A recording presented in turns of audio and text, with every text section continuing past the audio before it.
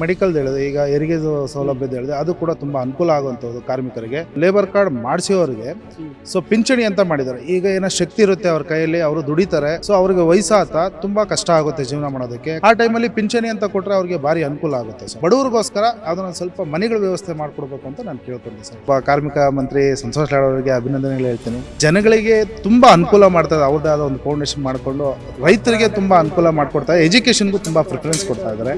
ತುಂಬಾ ಖುಷಿ ಆಗುತ್ತೆ ಸರ್ ಅವೆಲ್ಲ ನೋಡಿದಾಗ.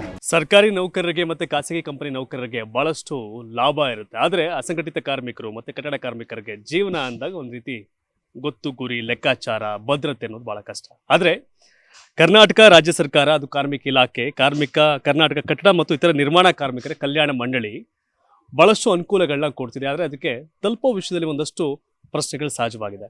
ಲೇಬರ್ ಕಾರ್ಡ್ ಮೂಲಕ ಈಗಾಗಲೇ ಕಾರ್ಮಿಕ ಮಂತ್ರಿ ಸಂತೋಷ್ ಲಾಡ್ ಯಾರಿಗೆ ಅವಶ್ಯಕತೆ ಇದೆ ಅವ್ರು ಬಿಟ್ಟು ಬೇರೆ ಬೇರೆಯವ್ರ ಕಾರ್ಡ್ಗಳನ್ನ ಬಳಸ್ಕೊಂಡಂತೆ ಒಂದಷ್ಟು ಸುದ್ದಿ ಇತ್ತು. ಆದರೆ ಇದೀಗ ನನ್ನ ಜೊತೆ ಲೇಬರ್ ಕಾರ್ಡ್ ಹೊಂದಿರತಕ್ಕಂಥ ರವಿಕುಮಾರ್ ಅವರಿದ್ದಾರೆ. ಇವರು ಕೇವಲ ಇವರಷ್ಟೇ ಕಾರ್ಡ್ ಅಲ್ಲ, ಒಂದು 100-150 ಮಂದಿಗೆ ಲೇಬರ್ ಕಾರ್ಡ್ ಮಾಡಿ ಸರ್ಕಾರದ ಸವಲತ್ತನ್ನು ತಲುಪಿಸೋ ಕೆಲಸವನ್ನು ಮಾಡ್ತಿದ್ದಾರೆ. ಹಾಗಾಗಿ ಒಂದು ಈ ವಿಷಯದ ಬಗ್ಗೆ ಮಾತಾಡಲಿಕ್ಕೆ ಸೂಕ್ತ ವ್ಯಕ್ತಿ ಅಂತ ಅನಿಸ್ತು. ಹಾಗಾಗಿ ನಾನು ಇವ್ರನ್ನ ಮಾತಾಡ್ಸಿದ್ದೀನಿ. ಕಾರಣ ಇಷ್ಟೇ, ಕಟ್ಟಡ ಕಾರ್ಮಿಕರು ಬೆಳಗ್ಗೆಯಿಂದ ಸಂಜೆವರೆಗೆ ಕೆಲಸ ಮಾಡ್ತಾರೆ, ನಿರಂತರವಾಗಿ ಕೆಲಸ ಮಾಡ್ತಿರ್ತಾರೆ, ಶ್ರಮಜೀವಿಗಳು.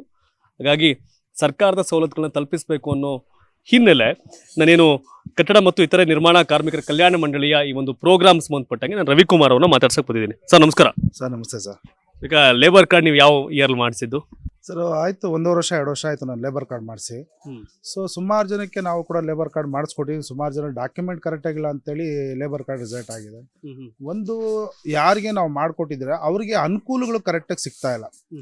ಸೊ ಅನುಕೂಲಗಳಂದ್ರೆ ಈ ತರ ಸುಮಾರು ಮೆಡಿಕಲ್ ಕ್ಯಾಂಪ್ಗಳಿದೆ, ಮೆಡಿಕಲ್ ಇನ್ಸ್ಟ್ರೂಮೆಂಟು, ಆಮೇಲೆ ಮದುವೆದು ಸುಮಾರು ಜನಕ್ಕೆ ದುಡ್ಡು ಅಪ್ಲಿಕೇಶನ್ ಹಾಕಿದ್ರೆ ಅದು ಕೂಡ ಡಿಲೇ ಆಗ್ತಾ ಇದೆ.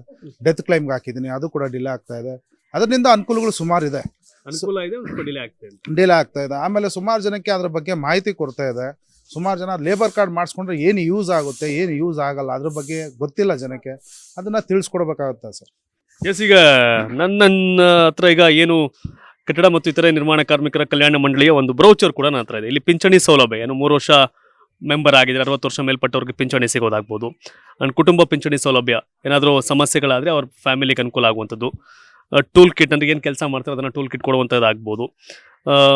ಹೆರಿಗೆ ಸೌಲಭ್ಯ ಹೆಣ್ಮಕ್ಳಾಗಿದ್ರೆ ಇದಾಗಿದೆ. ಶೈಕ್ಷಣಿಕ ಸಹಾಯಧನ ಅಂತಿದೆ, ವೈದ್ಯಕೀಯ ಸಹಾಯಧನ ಅಂತಿದೆ. ಸೊ ಈ ಅಂಶಗಳಲ್ಲಿ ನಿಮಗೆ ಅರಿವಿದೆಯಾ ಇದ್ರ ಬಗ್ಗೆ ಅಂತ? ಸರ್ ಅರಿವಿದೆ, ತುಂಬಾ ಅರಿವಿದೆ ಅದ್ರ ಬಗ್ಗೆ. ಸೊ ಈಗ ನಾನು ಮೆಡಿಕಲ್ ಹೇಳಿದೆ, ಈಗ ಹೆರಿಗೆ ಸೌಲಭ್ಯದ ಹೇಳಿದೆ, ಅದು ಕೂಡ ತುಂಬಾ ಅನುಕೂಲ ಆಗುವಂಥದ್ದು ಕಾರ್ಮಿಕರಿಗೆ. ಆಮೇಲೆ ಮತ್ತೆ ಈಗ ಲೇಬರ್ ಕಾರ್ಡ್ ಮಾಡಿಸಿದವರಿಗೆ ಸೊ ಪಿಂಚಣಿ ಅಂತ ಮಾಡಿದ್ದಾರೆ. ಈಗ ಏನೋ ಶಕ್ತಿ ಇರುತ್ತೆ ಅವ್ರ ಕೈಯಲ್ಲಿ, ಅವರು ದುಡಿತಾರೆ, ಸೊ ಅವ್ರಿಗೆ ವಯಸ್ಸಾತ ತುಂಬಾ ಕಷ್ಟ ಆಗುತ್ತೆ ಜೀವನ ಮಾಡೋದಕ್ಕೆ. ಯಾಕಂದ್ರೆ ಇರೋ ಶಕ್ತಿ ಎಲ್ಲ ಕಳ್ಕೊಂಡಿರ್ತಾರೆ. ಆ ಟೈಮಲ್ಲಿ ಪಿಂಚಣಿ ಅಂತ ಕೊಟ್ರೆ ಅವ್ರಿಗೆ ಭಾರಿ ಅನುಕೂಲ ಆಗುತ್ತೆ ಸರ್. ಅಂದ್ರೆ ಈಗ ಮಂಡಳಿಯವರ ಈ ಒಂದು ಸೌಲಭ್ಯ, ಪಿಂಚಣಿ ಸೌಲಭ್ಯ ಬಹಳ ಲಾಭ ಅಂತ ಹೇಳ್ತಾರೆ. ಬಹಳ ಲಾಭ. ಮತ್ತೆ ಆರೋಗ್ಯದ್ದು ಅಷ್ಟೇ, ಲೇಬರ್ ಕಾನ್ಫಿಡೆನ್ಸಲ್ಲಿ ಆರೋಗ್ಯದ ಮಾಡಿದ್ದಾರೆ, ಅದು ಕೂಡ ಬಹಳ ಲಾಭ ಅಂತಾನೆ ಹೇಳ್ತೀನಿ. ಓಕೆ, ಅದ್ ಬಿಟ್ರೆ ಇನ್ನೊಂದಷ್ಟು ಏನ್ ಬೇಕು ಅಂತ ತಾವು ಕೇಳ್ತೀರಿ ಅಂತ? ಇನ್ನೇನ್ ಬೇಕು ಅಂತ ಸರ್? ಈಗ ವಲಸೆ ಬಂದಿರೋಂಥ ಜನಗಳಿಗೆ, ಕಾರ್ಮಿಕರು ಏನಿದ್ದಾರೆ ವಲಸೆ ಬಂದು ಪಾಪ ಇಲ್ಲಿ ಇದೇ ತರ ಶೆಡ್ಗಳು ಹಾಕೊಂಡು ಸುಮಾರು ಜನ ಕೆಲಸಗಳು ಮಾಡ್ತಾ ಇರ್ತಾರೆ. ಸೊ ಅವರಿಗೆ ಇರೋದಕ್ಕೆ ನೆಲೆ ಇರಲ್ಲ. ಮೇನು ಅವ್ರಿಗೆ ನೆಲೆ ಅಂತ ಒಂಚೂರು ಏನೋ ಮಾಡ್ಕೊಡ್ಬೇಕು ಸರ್ಕಾರದಿಂದ. ತೀರಾ ಬಡವರು ಇರ್ತಾರೆ, ಅವ್ರಿಗೇನು ಇರಲ್ಲ, ದಿನ ಬೆಳಿಗ್ಗೆ ಎದ್ರೆ ದುಡಿಬೇಕು, ಜೀವನ ಸಾಗಿಸ್ಬೇಕು. ಅದರಲ್ಲಿ ಅವ್ರ ಮನೆ ಕಡೆ ಸಮಸ್ಯೆಗಳೇನಂತಂದ್ರೆ ತಂದೆ ತಾಯಿ ಆರೋಗ್ಯ ಸಮಸ್ಯೆ ಇರ್ತದೆ. ಅವರು ದುಡ್ದು ತಂದೆ ತಾಯಿ ನೋಡಿ ಮಕ್ಕಳ ಎಜುಕೇಷನ್ ಮಾಡಿಸ್ಕೊಂಡು ತುಂಬ ಕಷ್ಟ ಆಗುತ್ತೆ. ಅದ್ರ ಬಗ್ಗೆ ಸ್ವಲ್ಪ ಮಾಹಿತಿ ಅರಿವು ತಗೊಂಡು ಅವರು ಬಡವರಿಗೋಸ್ಕರ ಅದನ್ನ ಸ್ವಲ್ಪ ಮನೆಗಳ ವ್ಯವಸ್ಥೆ ಮಾಡ್ಕೊಡ್ಬೇಕು ಅಂತ ನಾನು ಕೇಳ್ಕೊಂಡೆ ಸರ್. ಎಸ್, ಈಗ ರವಿಕುಮಾರ್ ರೈಸ್ ಮಾಡಿದಂಥ ಪ್ರಶ್ನೆಗಳಲ್ಲಿ ಬಹುತೇಕ ಈಗ ಶಿಕ್ಷಣದ ಸಂಬಂಧಪಟ್ಟಂಗೆ ಬಂದಾಗ ಶೈಕ್ಷಣಿಕ ಸಹಾಯಧನ ಇದೆ, ಅದು 2 ಮಕ್ಕಳಿಗೆ ಮಾತ್ರ, ನರ್ಸರಿಯಿಂದ ಸ್ನಾತಕೋತ್ತರದವರೆಗೆ.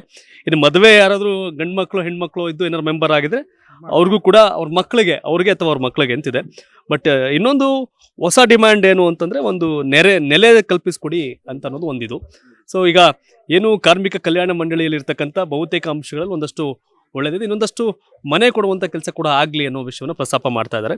ಸೊ ಅಂದರೆ ಬಹುತೇಕ ಈ ಒಂದು ಪ್ರೋಗ್ರಾಮ್ ಏನಿದೆ ಅದ್ರ ಬಗ್ಗೆ ರವಿಕುಮಾರ್ ಅವ್ರಿಗೆ ಅರಿವಿದೆ. ಈ ಕಾರಣಕ್ಕೆ ಒಂದು 100-150 ಮಂದಿಗೆ ಕಾರ್ಮಿಕ ಲೇಬರ್ ಕಾರ್ಡನ್ನು ಅವ್ರು ಮಾಡಿಸ್ಕೊಟ್ಟಿರ್ತಕ್ಕಂಥದ್ದು. ಸೊ ಹಾಗಾಗಿ ಆ ಕ್ಲೈಮ್ ಆಗಲಿ, ಮತ್ತೊಂದಾದಾಗ ಮದುವೆದಾಗ್ಬೋದು ಅಥವಾ ಶೈಕ್ಷಣಿಕದಾಗ್ಬೋದು ಅಥವಾ ಹೆಲ್ತ್ ಆಗ್ಬೋದು, ಆ ಕ್ಲೈಮ್ ಅಂತ ಬಂದಾಗ, ಸಹಾಯಧನ ಬಂದಾಗ ಅದನ್ನು ಬೇಗ ಮಾಡಿಕೊಡಿ ಅನ್ನೋ ಒಂದು ಡಿಮ್ಯಾಂಡನ್ನು ರವಿಕುಮಾರ್ ಇಡ್ತಾ ಇದ್ದಾರೆ. ಮತ್ತೇನು ಹೇಳ್ತೀರಿ ಕಾರ್ಮಿಕ ಮಂತ್ರಿ ಸಂತೋಷ್ ಲಾಡ್ ಅವ್ರಿಗೆ?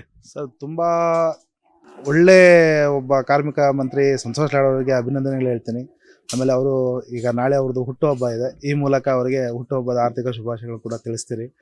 ಆಮೇಲೆ ಮತ್ತೆ ಜನಗಳಿಗೆ ತುಂಬ ಅನುಕೂಲ ಮಾಡ್ತಾ ಇದೆ, ಅವ್ರದ್ದೇ ಆದ ಒಂದು ಫೌಂಡೇಶನ್ ಮಾಡಿಕೊಂಡು ತುಂಬ ಅನುಕೂಲ ಮಾಡಿಕೊಡ್ತಾ ಇದ್ದಾರೆ. ನಾನು ಸುಮಾರು ಅವ್ರ ಬಗ್ಗೆ ನೋಡ್ತಾ ಇರ್ತೀನಿ ವೀಡಿಯೋಸ್ಗಳು. ಮಕ್ಕಳಿಗೆ ಎಜುಕೇಷನ್ಗೆ ಅವ್ರ ಮನೆ ಬಾಗಿಲು ಹೋದರೆ ತುಂಬ ಎಜುಕೇಷನ್ಗೆ ಸಪೋರ್ಟ್ ಮಾಡ್ತಾ ಇದ್ದಾರೆ. ಓದೋಂಥ ಮಕ್ಕಳಿಗೆ ಭಾರಿ ಅನುಕೂಲ ಮಾಡಿಕೊಡ್ತಾ ಇದ್ದಾರೆ. ಸುಮಾರು ಜನಕ್ಕೆ ಕಾಲಿಲ್ದವ್ರಿಗೆಲ್ಲ ವೀಲ್ಡ್ ಒಂದು ಗಾಡಿಗಳನ್ನ ಕೊಟ್ಟಿದ್ದಾರೆ, 3 ವೀಲ್ ಗಾಡಿಗಳನ್ನೆಲ್ಲ ಸುಮಾರು ಕೊಟ್ಟಿದ್ದಾರೆ. ಸುಮಾರು ಗಾಡಿಗಳು ಮತ್ತು ಆಮೇಲೆ ಸುಮಾರು ಬೋರ್ವೆಲ್ ಕೂಡ ಹಾಕ್ಸ್ಕೊಟ್ಟಿದ್ದಾರೆ ಅವ್ರ ಕಡೆಯಿಂದ. ರೈತರಿಗೆ ತುಂಬ ಅನುಕೂಲ ಮಾಡಿಕೊಡ್ತಾರೆ, ಎಜುಕೇಷನ್ಗೂ ತುಂಬ ಪ್ರಿಫರೆನ್ಸ್ ಕೊಡ್ತಾ ಇದ್ದಾರೆ. ತುಂಬ ಖುಷಿ ಆಗುತ್ತೆ ಸರ್ ಅವೆಲ್ಲ ನೋಡಿದಾಗ. ಎಸ್, ನಾಟ್ ಓನ್ಲಿ ಕಾರ್ಮಿಕ ಮಂಡಳಿಯ ಯೋಜನೆಗಳು, ಲೇಬರ್ ಕಾರ್ಡಿಂದ ಅನುಕೂಲಗಳು, ಜೊತೆಗೆ ಸಚಿವರ ಬಗ್ಗೆ ಎಲ್ಲವನ್ನೂ ಸ್ಪಷ್ಟವಾಗಿ ರವಿಕುಮಾರ್ ಮಾತನಾಡಿದ್ರು. ತಾವೇನು ಹೇಳ್ತೀರಿ ಈ ಬಗ್ಗೆ ಕಾಮೆಂಟ್ ಮಾಡಿ. ಧನ್ಯವಾದ.